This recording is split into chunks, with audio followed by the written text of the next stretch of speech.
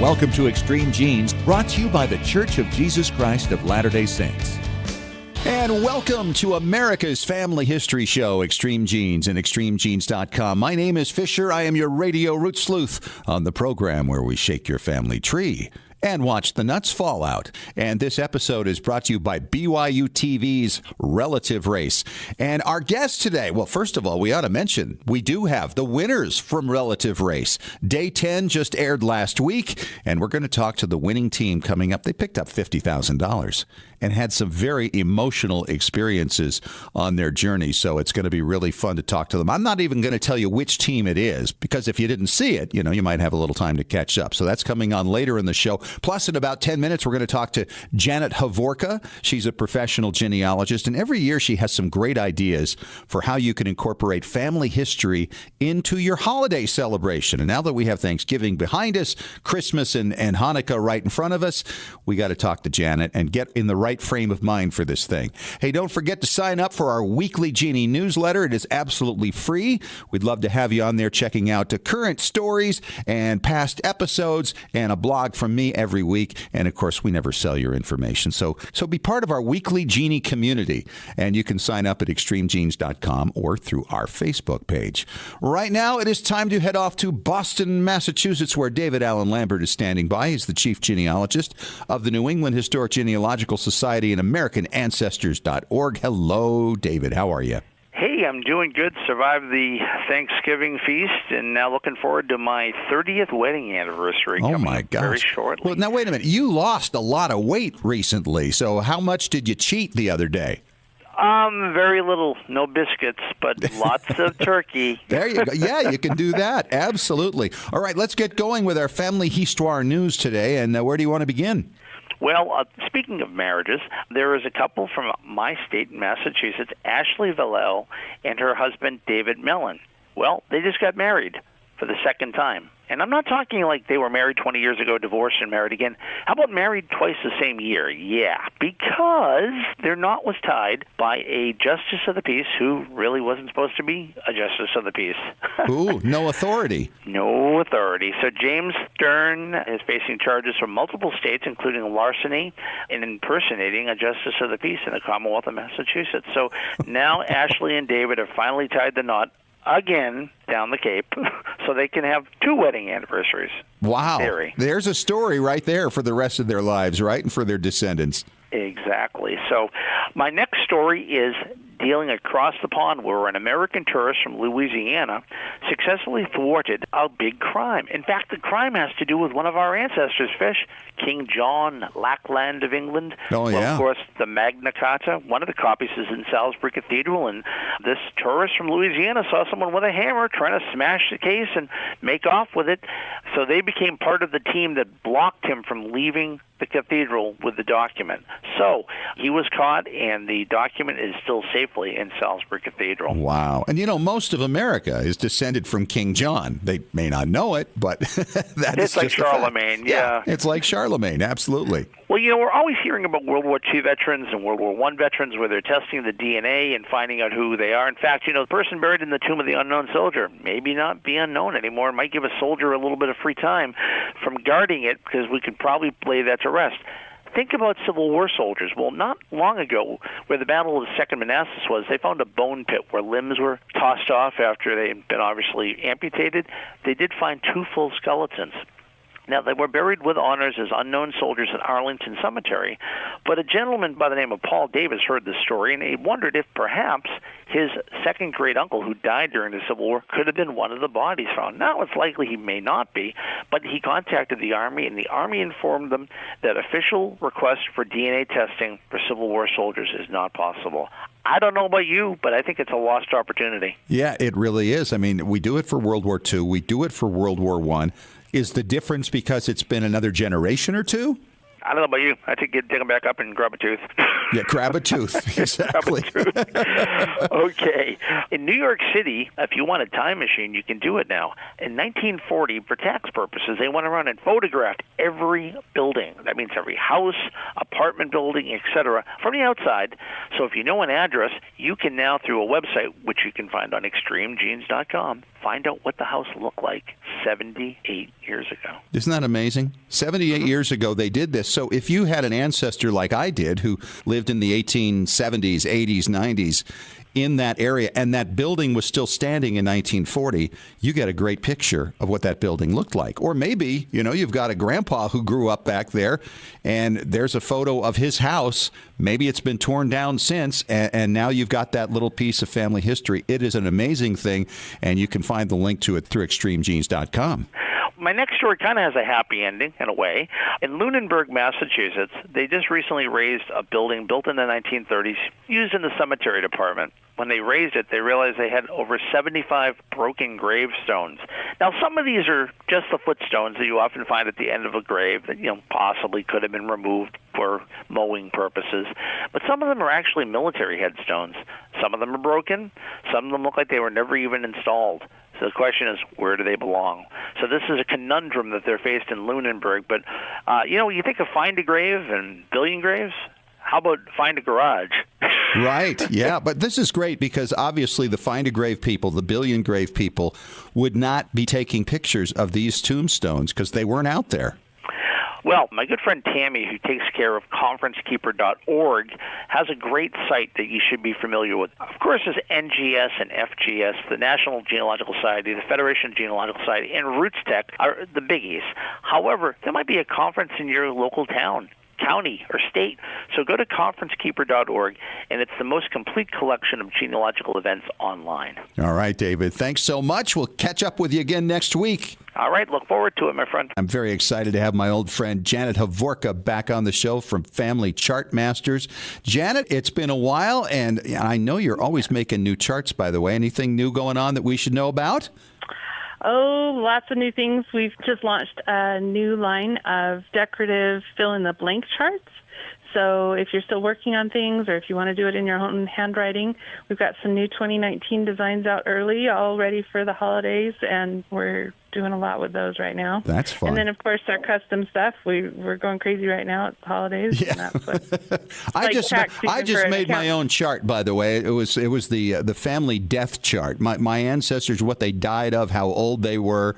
Did it from my wife's side. She didn't want to look at hers. She was okay looking at mine, to figure out what we're likely to go from. But I'm thinking if you wanted a Halloween chart, you can take the idea. Yeah, definitely. If the data is in your file, we can put it out on a chart for you. There you go. Well, I thought we'd talk a little today about ideas for the holidays. Things not only for gifts, but things people can do to kind of get the family back drawn into their ancestors, those who came before, and those rich family stories that the kids should sink their teeth into. And you had some great ideas about some pictures that you got. It was almost like a placemat. Yeah, several years ago, I put together a table runner for my parents. You could do placemats, too, though, super easy. I put a couple hundred pictures all the way from my parents way back as far as we had pictures, different pictures from their lifetime and things like that. Printed it out on vinyl.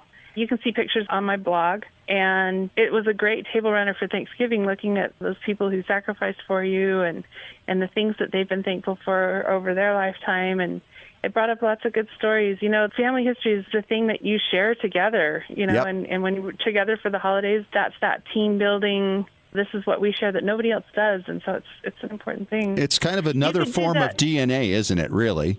Yeah, it really is. Something safe to talk about, too, because it's something you share, right? Yeah. The other thing my daughter and I did was we printed out a bunch of family history pictures and put them in just on the family table over a tablecloth, and then put a clear plastic tablecloth, just one of those inexpensive ones, over the top of that, and put those pictures out. And that was a great way to display copies, of course, of pictures. Sure. Yeah, I love the idea. And then be able to talk to them about it. Sure. Yeah. At Thanksgiving, we were talking about John Howland and his wife, Elizabeth Tilley, and her parents, John Tilley and Joan Hurst, who came over on the Mayflower, and what their stories were. Because her parents both died that first winter, and then they went on to have 10 kids and 88 grandchildren before they passed. Wow. And so, it's an amazing thing when you can share those things with your kids that, that story you're going to hear a lot about in your lifetime is part of your story. That's really fun as well. What else do you have that you do traditionally over the holidays?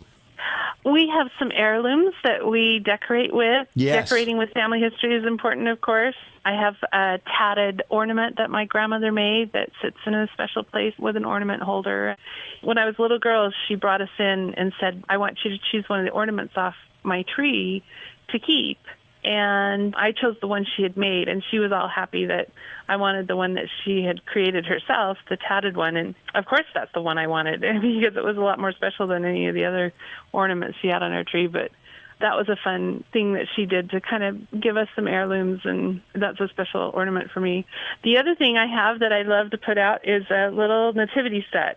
When I was a little girl, me and my sister created a little salt dough nativity set to send to my grandmother for Christmas, for a Christmas gift. Just kind of like a Play-Doh salt dough thing. We dried it in the oven and painted them and shellacked them. And my grandmother just adored this that her granddaughters had made for her, and put it in a special place every year.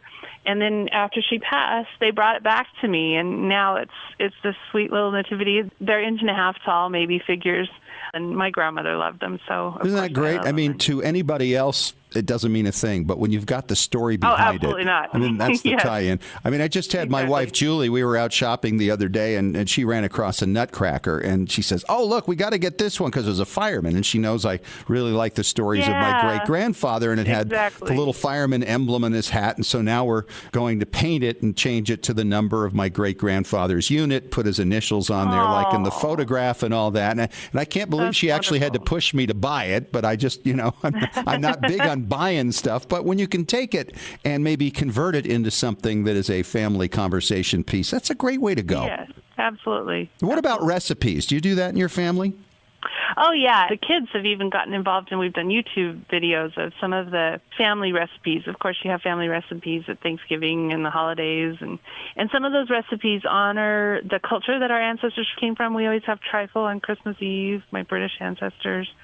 But some of them are actual recipes from my ancestors, like my husband's mother's cranberry salad recipe that's super simple and delicious, and those are important things. And like I said, get the kids to create a YouTube video of how to do it. They turned into Food Network stars, had to make sure that they had everything out perfectly, and pulled up Grandma's picture and talked about her, and it was fun. It's really kind of strange, but my mom used to make for me, for my birthday, a toasted coconut cake every year, which I loved. And she taught my wife how to do it. Now I've got a new daughter-in-law in the family who was born on my same birthday, on Halloween. Oh, wow. And she loves the cake. So suddenly it's going to be passed down at least 2 more generations. I'm thinking this is going to work out just really, really well. And I look forward to seeing her version of the cake. We also have a thing that was a milk warmer that my grandmother gave to her mother on the occasion of the birth of the last child in the family, which was like in 1904. And it's not something we actually use in mixing recipes at this time of year. But it's fun to look at, and tell the story and share some of the pictures. Absolutely. I've got one more idea for you, too, that we have done several times over the holidays, and that is to create a time capsule. We've gone through what a great idea. Several times. Yeah, absolutely fun. It doesn't have to be super extravagant. It can just be a box that you put away in the closet for a while. But we put in our wishes for the next year. We put in ticket stubs. We put in favorite things, maybe messages, photos. And it's always fun to open those up next year. Sometimes we've kept them closed for longer, but sometimes we'll just put them away with the holiday decorations and then get them out next year. I have some cute pictures of when my kids were little that are part of our holiday decorations, too, that are just things that we put away every year and get out. It's always fun to get them out again the next year. So when you do these time capsules, do you put them away again later when you're done with them and just save them for the future, or what do you do? You could. Like those pictures of my kids have become kind of a time capsule thing because we put them away every year, and it's fun to get them back out. But you could just put together a time capsule, and then when you open it up the next year, if it's something you want to save, maybe put it into a scrapbook, or make a time capsule for 5 years or 10 years or longer. And I'm just thinking, what would I put in those notes? What would you put in those notes? You figure, hey, I could be dead in 20 years. So what would I write to? Do you write to yourself? Do you write to your future self, to your kids, to your grandkids? What would you do? Yeah. You might write one even for the first grandchild to be born, or the first great grandchild to be born, or whatever. You could write to whoever in the future. Yeah, that's true. But I think when you write it to yourself, like 5 or 10 years or whatever from now, it's good to look back, and it kind of helps you process your life and understand more about yourself and about, where you come from. And I'm thinking the best way to do that would probably be to write a little note about what your plans are and see how well that went. Yeah. That's the key, isn't it? Yeah, absolutely. Well, we only have a few weeks left to go now, and these things are going to take a little bit of time, I would think. But nonetheless, they don't sound really time-consuming to me, to make some of those things. I would think the picture thing would be something you could do late at night one night or whatever. But, they're far more memorable than the gifts are going to be. Absolutely. My family almost always, now that we're older, and we really don't need another soap on a rope, Yeah, right. we almost always exchange family history gifts for Christmas. Really? It gives you, absolutely. It gives you a deadline. So Mom always has kind of a crazy December trying to get the gift done, or I do, or whatever, whoever's working on it. But it makes us get it done. And we've exchanged all sorts of things, just digitizing projects, quilts made from photos, books. My mom makes these children's books that she often gives us at Christmas, one for each of our ancestors, and all sorts of things that are so much more meaningful. Like, if you're going to give a gift, that's the thing to do. That's a real good one. And, of course, that's what we do at Family Chartmasters. We're busy helping people give meaningful gifts, and we get emails back all the time, just, this made the whole day stop, and everybody gathered around, and everybody was so thrilled with it, and that's just such a meaningful thing to do. Yeah, it really is. It's great stuff. She's Janet Hovorka from FamilyChartmasters.com, and that's the best place to find her. Also a national speaker, of course, on genealogy. Some great ideas here, as always, Janet. It seems like every Christmas we bring you back and you have something new to share. Absolutely. Well, It's important stuff. Well, enjoy your English figgy pudding. Yeah, I will. All right. You have a great holiday, too. It's great to talk to you. This past weekend, we saw the final episode of Season 4 of Relative Race on BYU TV. And if you haven't seen it, you didn't watch the series, I'm giving you just a few seconds here to just tune out, because we're going to talk to the winning team right now. Okay, that's all the time you get. We've got Team Red on the phone. The other teams learn to dread the red. It's Michael Brown and Austin Williams, the winners of Relative Race this season. How are you guys? Doing well. Great. $50,000 richer. I'd be doing well, too. But, I think at the end of the day, as you look back on this experience, the emotional ties that you guys made and connections, Michael, especially for you, and I know they applied to both, and for people who aren't familiar with the show, Michael is Austin's father, and they were a team together as Team Red, driving around in a little red car from town to town, mostly throughout New England is where your people were from, Michael. And you learned about your father that you had never known of before. And what was that experience like for you? Well, it was incredible. Being the older team, I realized the potential that I wouldn't get to meet him was a possibility, and that ended up being true. So we realized that after the first day, and then after that, understanding, the demise of that whole situation, and then meeting my brothers and sisters after that, it got a lot better. It started kind of rough, but meeting my family was pretty wonderful. How long had you been thinking about this? I mean, there are a lot of people who go through lives adopted as you were who don't think about it or just feel, well, it's just one of those things that I'm always going to live with. There's never going to be any answer to it. At some point, you had to be thinking, I'd really like to take a crack at it. I kind of resigned myself to the notion that I was adopted and I just wouldn't know. And when Austin came to me and started talking to me about this possibility of finding out how we were connected, then that started stirring up the pot all over again. Yeah, absolutely. Now, Austin, how was this for you? I mean, this was in large part for Dad. Wouldn't you agree? No, No. I don't agree. No, because a lot of people actually think that Dad was the one that wanted to do this when Dad had really resigned himself to not knowing. He did not want to do this. I don't think he even said, any form of thank you for making sure I knew my family until maybe, episode 3 aired. Really? After it aired? Oh, my gosh. Yeah. It was, when he Sorry said about he that. resigned himself, he really had resigned himself to not knowing. But I am the one who wanted to know this information. I'm the one who wanted to know who my grandfather was, who this family was. I wanted to know what Dad's ethnic background was. Like, I'm the one that was consistently interrogating him about it and pestering him about it. So when we had this opportunity, it was me that really kind of pushed him over the edge to get him to do it. I remember getting him to come over to my house so that we could film the audition video, and he did not want to come over here, and I guilt-tripped him so bad. I love you, Dad. Well, that's true. Well, Michael, I can see your daughter is so charming. She's a former Mrs. America. Is that right, Austin? That is true. In what year? 2014. 2014. I mean, how would you resist Mrs. America asking you as her dad to go through? And I don't know how you would say no. Well, obviously I couldn't. Yeah. I said okay. Yeah. And that's, Austin being the only child, and my grandchildren are the same way. They're like, Poppy, can you do this? Of course it's yes. Yeah, it's always yes. It's just yes. Of course it is. So let's talk about this aspect a little bit, because I'm sure there had to be kind of a surreal feel to it to be filmed everywhere you go, right? And then you go through the thing in real time, which I'm sure takes a lot longer than anything we see on television. And it's all put together. And I'm thinking in my mind, as you mentioned that, Austin, that it took the third episode airing before Dad said thank you. Looking back and watching the final production, Michael, did that really bring home to you the impact of what you'd been through? Yes.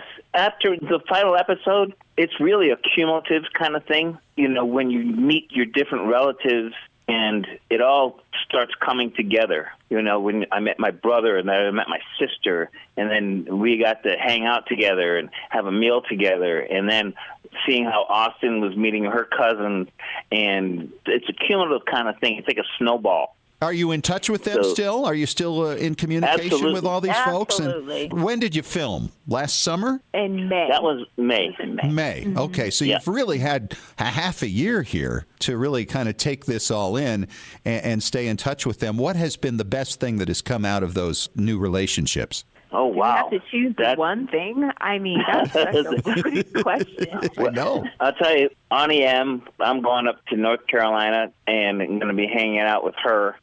And the family is so big. There's so many people. It's massive. And it's for sure. And my brother Dwayne is the sweetest human being on the planet. My nieces and cousins and my sisters and brothers, it's just amazing. The greatest thing, I think, is the kids. Yeah. I think, what do you think, Austin? That's kind of cool that my grandchildren and my nieces and my cousins, what are those? The genealogy gets me confused. So my cousin's kids, and Wow. seeing them getting connected, that's really, really cool. So I'm thinking the $50,000 here at the end was pretty much the cherry on top of all of this. Absolutely. Oh, yeah. The money was just giving me an opportunity to do things that I've been wanting to do. I'm doing music in museums and playing in my garden. So that's what it afforded me the opportunity to do. Yeah, yeah. I think about that last day because we just watched the final episode last weekend, and that looked a little rough on you, Michael. You got a bad knee. How's the knee holding up now after all that running around? Well, we're going to schedule the surgery. Are you? Yeah, it's a torn meniscus, but it'll be all right. And Austin was relentless. Austin, you were really pushing him there, but I saw how you guys worked each other. I mean, the communication between you was fantastic. And I was really a little bit shocked that Paris and Precious missed out on that last challenge that would have given them the kill flags that could have eliminated Yeah. you.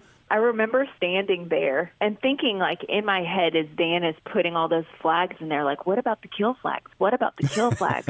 And then Dan being Dan, asking all of these random questions in the middle of it, trying to distract us from the counting, which we're obviously trying to focus on. Sure. And then when he says, did you all get to go to that extra challenge? When they said no, I just covered my mouth because You knew. then I knew. Yeah. I knew immediately. And, like, I heard Precious go, that's 11. Is that 11? And I went, she doesn't know about the kill flag. And you were pretty excited about that. They seem like great people, all of the folks on the show. Do you have a continuing relationship with them? Absolutely. Totally. Mm-hmm. We sure do. I talk to Joe and Jerica almost every day. Really? Yes, we got really close to them.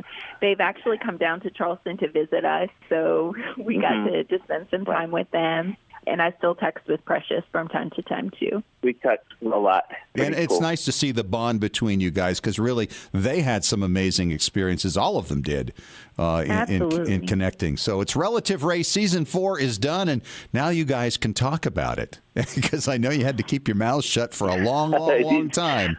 That's right. Sure did. All right. It's Austin Williams, Michael Brown, daughter and father, winners of Season 4 of Relative Race, $50,000. But even more important than that, all the new family connections they never knew about. Thank you so much for coming on and sharing your experience, you guys, and congratulations. Thank you so much. Well, thank you very much.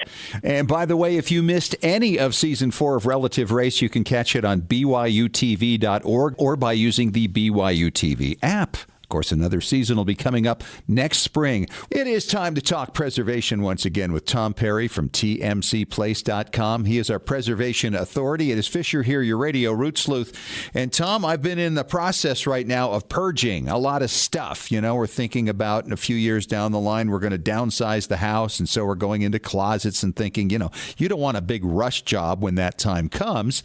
And so we've been digging out a lot of things actually that you've digitized over the years. I've found hard drives and DVDs, and you're frightening me with this topic today a little bit about what we want to do to make sure those things don't expire on us, basically. Exactly. We're not like the old people that carve stuff in rock tablets that's going to pretty much last forever. Yeah, right. So since we don't do it on rocks nowadays, we use it on electronic media, and all media is not created equal. In fact, even if you buy 2 hard drives at the same time, and one you use day in and day out, day in and day out, the other one you use it every once in a while to go and do different things on, that one's going to be in better shape because it's not so worn out. Sure. It's not like your body. The more you exercise, the stronger you get with a hard drive. The more you use the hard drive, it's more like the tire on your car. It's going to wear out. So if you want to archive things, you want to get a brand new hard drive and put it on that hard drive and use that only for backing things up.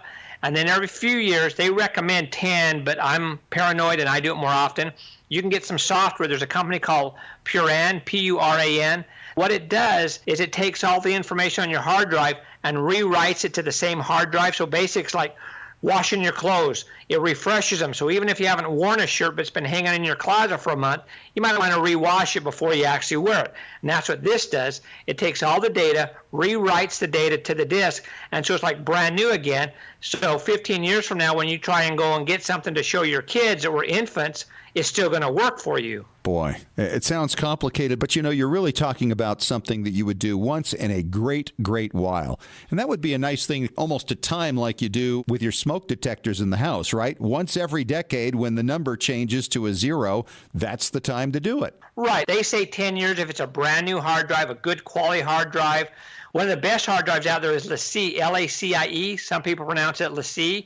They're great. Western Digital drives are great. Some other ones, I've had some problems with them, and we won't go into those. But those two I really, really like. And if you can afford it, go with a solid-state hard drive because that writes it in a way that's more permanent, and there's less things to go wrong because you don't have this spinning disk in there. It's all a component type thing. So a solid-state hard drive is by far the best way to go if you can afford them. They will last indefinitely. Really? So the ones that you're talking about every 10 years, that's probably a minimum period of time, right?